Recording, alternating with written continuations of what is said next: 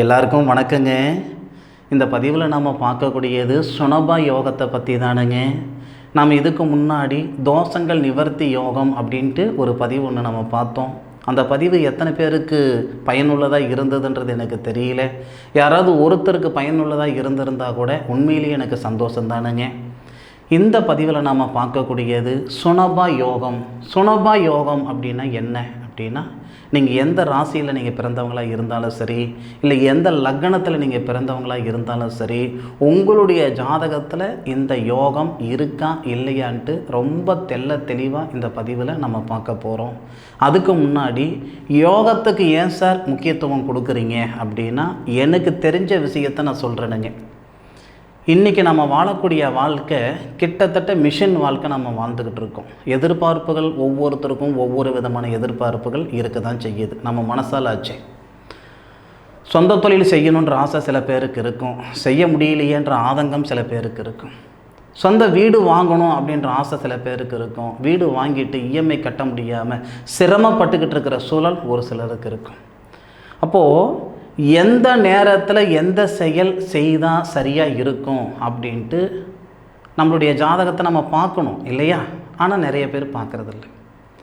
நினச்ச நேரத்தில் நினச்ச செயல் செய்துவிட்டு சங்கடப்பட்டுட்டு இருக்கிறவங்க ரொம்ப ஜாஸ்தி.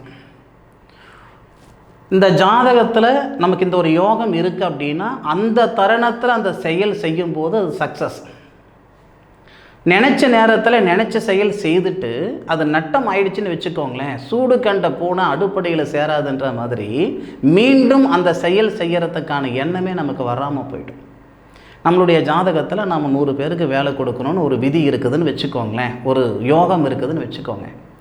32 வயசில் சுயத்தொழில் செய்யணும்னு ஜாதகத்தில் இருக்குன்னா, 25 வயசில் நம்ம சுயத்தொழில் செய்து நஷ்டம் ஆயிடுச்சு அப்படின்னா மீண்டும் சுயத்தொழில் செய்கிறதுக்கான எண்ணம், புத்தி, சிந்தனை நம்ம மனசுக்குள்ளே வராமலேயே போய்டும்.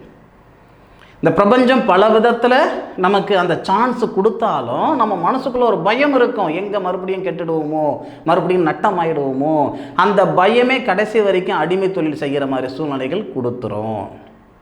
தயவு செய்து ஒரு செயல் நீங்கள் செய்கிறதா இருந்தால் உங்களுடைய ஜாதகத்தில் அந்த நேரம் சாதகமாக இருக்கான்றது பார்த்துக்கோங்க. அதுபோக யோகங்கள் எப்படி உங்களுக்கு வேலை செய்யும்னா அந்த தசா புத்தியில் தான் வேலை செய்யும். சுனபா யோகம் அப்படின்றது எல்லா யோகமும் சந்திரனை மையப்படுத்தி மட்டும்தான் வரும், லக்னத்தை மையப்படுத்தி வரவே வராது.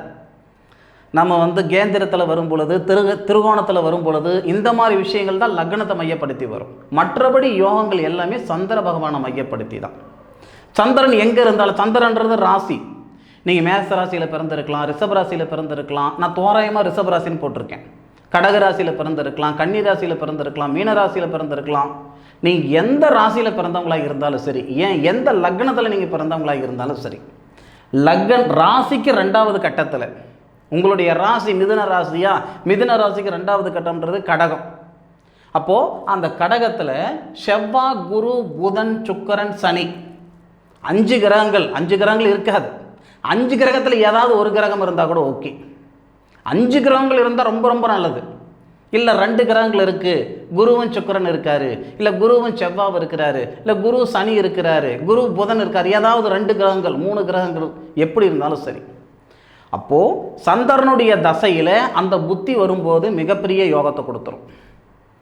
யோகம்னா ஒரு சிலர் நம்ம பார்த்துருப்போம், நம்ம ஊரில் 10 காசு பிரயோஜனம் இல்லாமல் இவருக்கெல்லாம் யார் பொண்ணு கொடுப்பாங்க, இவரெல்லாம் எங்கே 4 காசு சம்பாதிக்க போகிறாரு, இவரெல்லாம் ஒன்றுத்துக்குமே லாக்கிப்பட மாட்டார் அப்படின்னால நம்ம நினச்சிருப்போம்.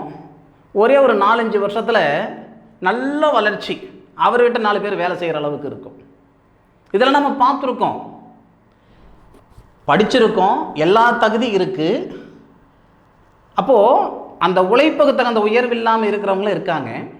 படிப்பு கம்மியாக இருக்குது, நேர காலங்கள் சரியான முறையில் பயன்படுத்திக்கிட்டு அவங்களுடைய வாழ்க்கையை, அவருடைய வாழ்வாதாரத்தை ஒரு நல்ல இடத்துல கொண்டு போகிறவங்களும் இருக்காங்க. சரிங்களா?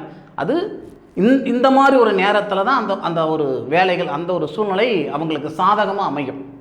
நீங்கள் எந்த ராசியில் பிறந்திருந்தாலும் சரிங்க, உங்களுடைய ராசிக்கு 2வது கட்டத்தில் சூரியன், ராகு, கேது இவங்களை தவிர சூரியன், ராகு, கேது.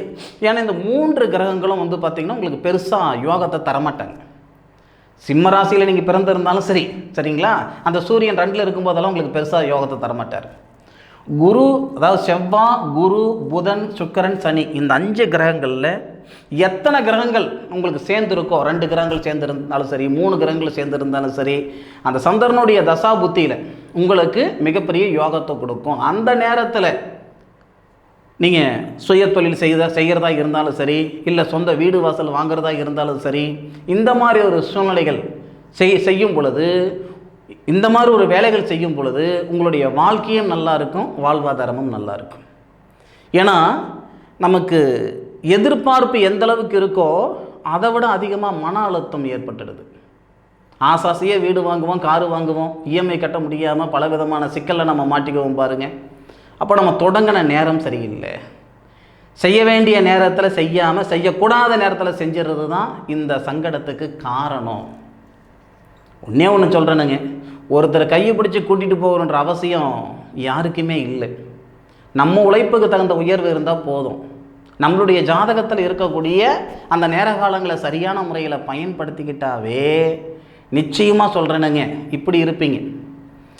எல்லாருக்குமே சாதிக்கணுன்ற ஆசை அதிகமாக இருக்கும். சம்பாதிக்கணுன்ற ஆசையை விட சாதிக்கணுன்ற ஆசை அதிகமாக இருக்கும். பட்டம் பார்த்து பயிர் செய்யுங்க. நினச்ச நேரத்தில் நினச்ச விதையை விதைச்சோம்னா விதைச்ச விதை விளைஞ்சிரும், வீடு வந்து சேராது. பட்டம் பார்த்து பயிர் செய்கின்றது 3 மாதம் 6 மாதம் வளரக்கூடிய பயிருக்கு மட்டும் கிடையாது, நம்மளுடைய வாழ்வாதாரத்துக்கும் தான், நம்மளுடைய வாழ்க்கைக்கும் தான். இந்த மாதிரி பதிவுகள் கொஞ்சம் டீப்பாக பாருங்கள். அடுத்த ஒரு 10 பதிவுகள் இதை சார்ந்து தான் உங்களுக்கு நான் தரேன்.